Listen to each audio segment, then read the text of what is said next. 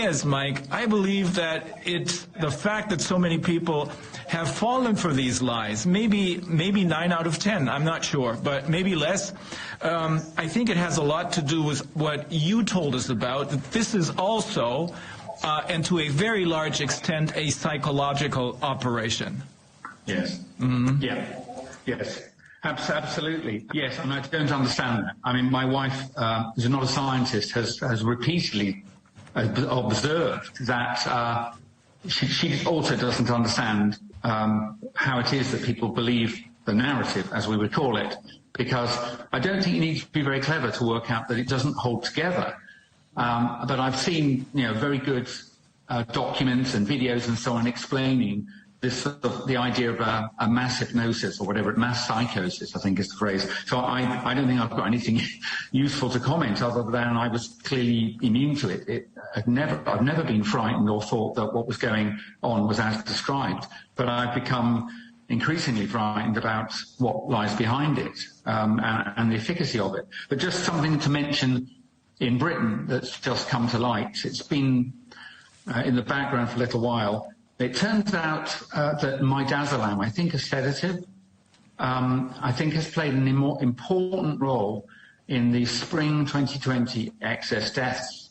And I'm not sure whether to put too fine a point on it, but certainly it is alleged that medical procedures were distorted substantially, and this essentially this drug was used to kill people, very large numbers of people in the UK. And the evidence for that is that for the whole of the year 2018-19, normal quantities of this material were ordered but not dispensed. So there's a whole year's worth of stock was acquired, and then early in 2020, the generic suppliers of this midazolam ordered 2 years' supply, which was delivered, which meant as we went into the beginning of the lockdown, there were 3 years' supply of this sort of end-of-life drug washing around, and it's all been dispensed. So, draw your own conclusions. There's been a group of medics and lawyers have written an open letter accusing the British government and many players in the health system of crimes, which exactly what it sounds like. So I'm only repeating allegations I've heard having read their letter. So I'm not bringing any evidence myself. But, they do have inventory graphs from inside the National Health Service. They have orders, receipts from the suppliers, and the story does hang together. So it's quite possible that I previously thought that the peak of deaths in spring was due to the disruption of the sort of housing conditions and hospital conditions of frail elderly people that were pushed out of the health system in order to clear the decks, as it were, to make sure there were plenty of beds. And that was my simple-minded idea, but it sounds like it was much darker than that.